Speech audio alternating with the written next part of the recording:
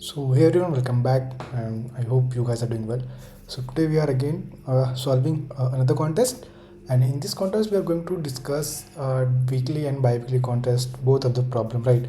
And talking about the review of the contest, the contest are somewhere easy and somewhere like it is more move like the problems are more towards the similar to like code forces problem in some of the problem which I am talking about, like in the biweekly contest we got the second problem which is more related to like which kind of problem you mostly get while you are dealing with code forces, right? But yeah, forget that, it's just a part of learning. Just try to solve. If you're not able to solve, to let me know in the comment section how many problems you are able to solve. With this, let's start with the problems. So let's start with the weekly, and the first problem is pretty easy.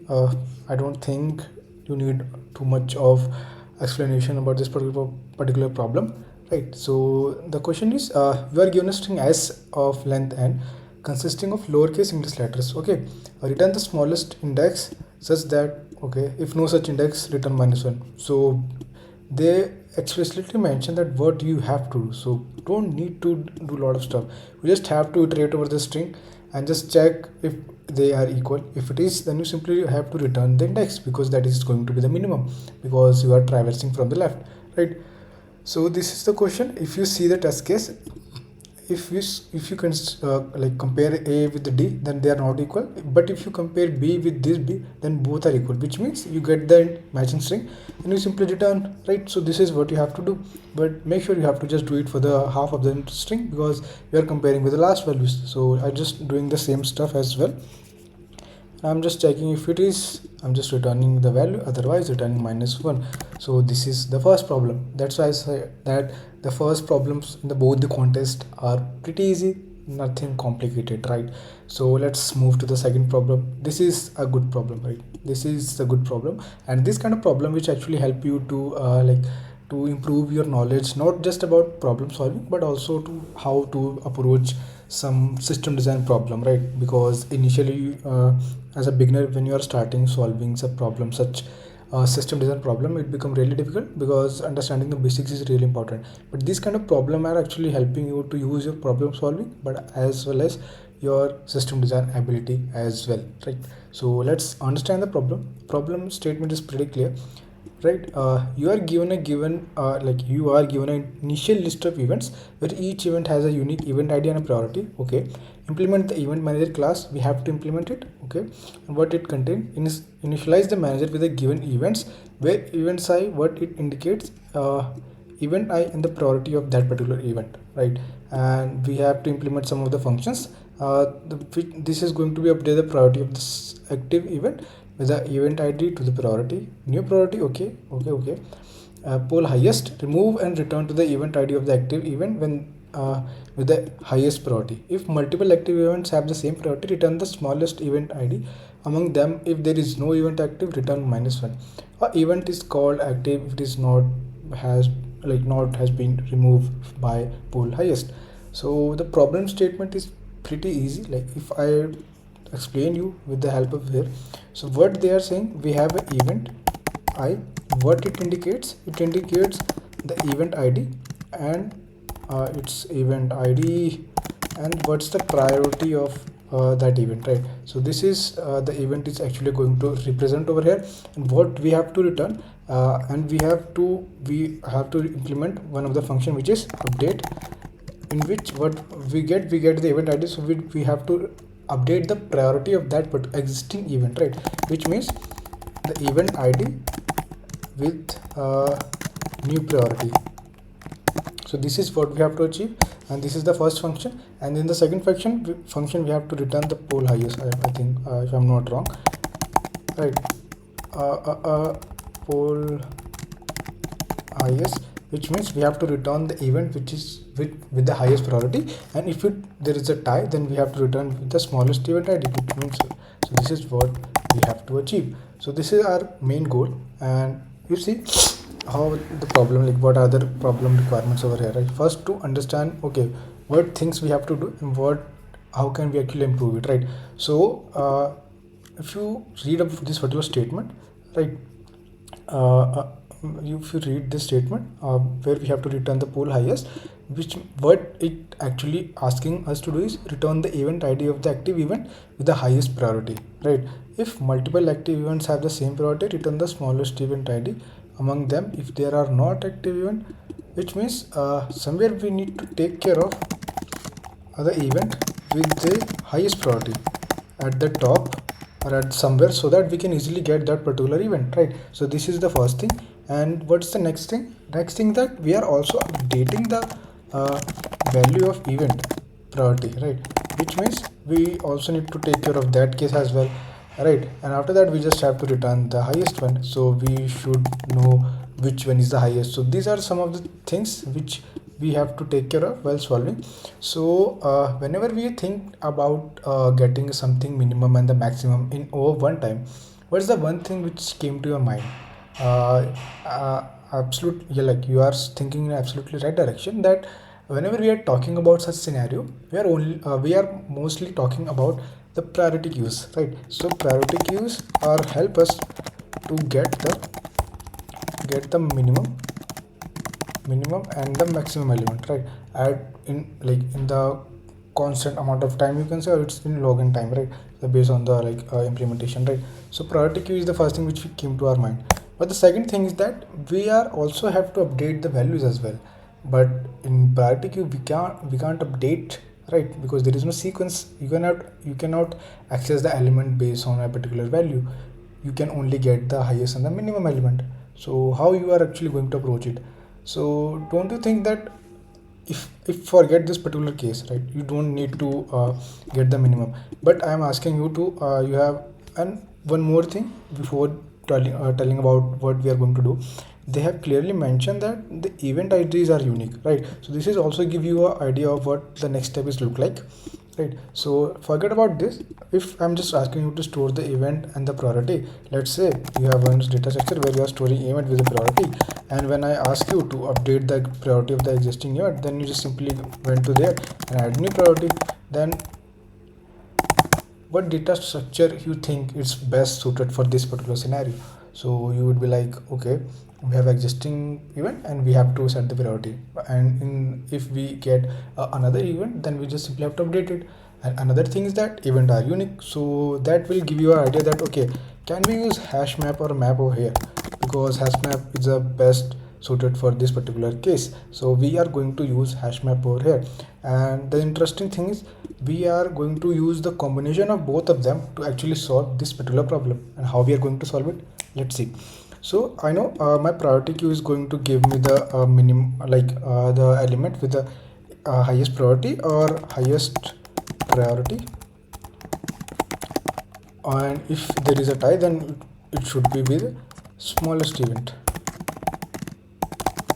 So my priority key is fixed, that it is going to give me this particular value, and my hash map is going to update the values. So how we are going to achieve? Remember, whenever there is a updation, so the in which scenario we are facing the problem, like the problem which we have is while updating, right? While updating the values, we have a problem, right? So somewhere we have to just overcome this particular situation, and if we are able to solve this problem, like in this particular problem, then all the problem become really easy for us, right? So how we are going to do it, right? So let's say we get an event with a new priority, so we have to update it from inside the map, inside the priority key as well. Why not just simply insert the new value inside the priority key and update the hash map, right? Just do whatever is coming, right? You don't need to do anything, and make sure, and then we just have to take care of one small thing, right? Well, popping the value from the priority queue, like PQ, we just check one thing, that if the priority of the current is equal to the priority inside the hash map. If they are equal, which means this is the something which we are actually looking for, right? So this is what we have to achieve. So this is the whole idea behind the problem, like how we are actually dealing with. And once you see the code, you actually got to understand the whole thing, what is the problems look like. So see the code, it's pretty easy, right? So I have created a priority queue which is of in, because I'm going to store up here. Then I have a hash map to store the event and the priority. And while initializing, I'm just sorting my priority key in a way that it sort the element based on the highest priority, but if they are equal, then I'm sorting it based on the smallest event. And after that, I'm just inserting everything inside my priority queue. Here is the thing: update priority, which gives me the event ID and the new priority. Then I'm just simply inserting it inside the priority queue and updating my existing event ID with the new priority, right? And here's the important and the interesting part of the code. I'm just like removing all the elements from the priority key until it is become empty.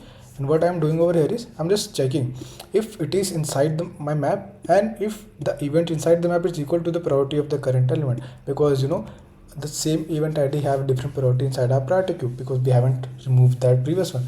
So if it is the case, which means we got the event, then we simply remove that event from our hash map as well, because everything is unique, and simply return the event. And if there is no element, then we simply return -1. So this is what we have to achieve, and this is a pretty good problem, I guess. And talking about the time complexity, so which is also O of, like, you can say time complexity for this particular problem is you can say O of n over here. Well, so is O of log n, because you are n log n, because we are using priority queue over here. Space complexity is O of n log n.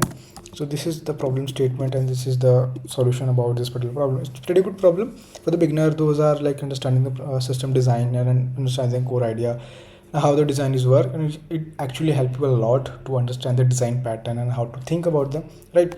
So this is it. Let's move to the another problem. This is Biweekly's first problem. Pretty easy problem. If you read it, you already know what to do it, right? So you are just like given integer array nums consisting only 0, 1s and 2. A pair of integers I is called valid pair if nums I is equal to 1 and nums 2 is equal to. Return the minimum absolute difference between I and j among all the pair if num. So I'm not doing any lot of stuff. So what I am doing over here is I'm just iterating the array. If it is 1, then I'm just finding the difference with the like 2. If it is a 2, then with the 1. So it's a brute force approach which I have been using. Why? Because the constraints are pretty low and it worked fine for my case as well. So it is pretty easy. Let's move to the interesting problem. This is the problem, that's why I'm saying that okay, this is more related to like code forces problems, right? Not something which most of the time like generally we see on LeetCode as well, right? So yeah, let's see the problem. You are given in 3 integer and pose and k. There are n people standing in a line index from 0 to n-1. Each person independently chosen a direction. L visible only to the people on their right, R visible only to the people on their left. A person at in this position C other as follow. A person I, if less than position, is visible if and only if they choose left. If I is greater than position I is visible only if the position is R, right? Return the number of possible direction. Okay. So they have just made the problem statement too complicated. This is not what, like, on the first hand I also thought okay, how to solve this particular problem, right? Because it's something which is not understandable for me as well. So yep, I find little difficulty while solving this particular problem. That's why I'm saying, because the problem statement is written like a little bit weird for me, not about you as well. I don't know about you. So what we have to do, we have given an n, we have n people from, let's for example the value of n is 3, then we have people 0, 1 and 2, and we have a value of k which we want the person at pose can access, can see that many people, right? I'm just marking it as 0. Okay, right? So this is what, and we also have a position which indicates the position of the person, right? So let's say 1. So we just have to find how many possibilities are there that a person at a position 1 can see k people, right? So if you see, this is more into like a mathematical problem, and we don't have to do a lot of stuffs over here.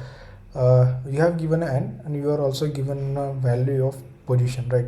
So for the position, we have to figure out like how many people it can able to see, like it is possible for him to see the k people. So don't you think we don't need to include the current element as well, the current position of that particular element, which means we just have to do n-1, which gives us the value of n, which means we have now get the n positions which we have to deal. And what we have to do, we just have to check like from the nth position how we can choose the k people, right? So this is what we have to do. So this we can do with this particular formula, which is the standard formula of like combinatorics x. So this is what we have to achieve over here. Is kind of little bit difficult to get to that particular position, but yeah, it's not too much difficult. Just calculating the nck of that particular value, checking if it is fine, then applying the condition, calculating the value while iterating over the loop, and just returning the result, and making sure to use the long run and just returning it multiplied by 2. Why? Because at a position we have removed that particular value, right? But it is considering from the left as well as the right, which means it has two particular options, so that's why we are multiplying it with the 2, right? But there is an issue with the like LeetCode. I don't know what is happening, that in Java, in C++, the code is not accepted, because you see there is a mark as attempted, but in other languages it is working. So there is some issue with the like, maybe there is some issue with the LeetCode. I don't know what is the reason. So yeah, this is the problem statement, this is the solution of this particular problem. I hope you are able to get the problem, and you are able to get the solution behind the problem, what the problem is asking, and how to actually approach such problems in upcoming days, such that you can easily approach these kind of problem in your interviews, in OAs, and other places. And if you're not able to understand, do watch the video again, and if you're able to understand, do let me know in the comment section. I will love to see how you approach the problem, and do let me know your approach as well. That will actually gives me a like motivation that okay, people are actually understanding, and people are actually working on their self. So this is it for the today video, and I hope you like the video. If you like the video, do let me know in the comment section. Do like the channel, do like the video, do subscribe to the channel, and let's grow together. So yeah, this is it for the video. Bye bye and take care.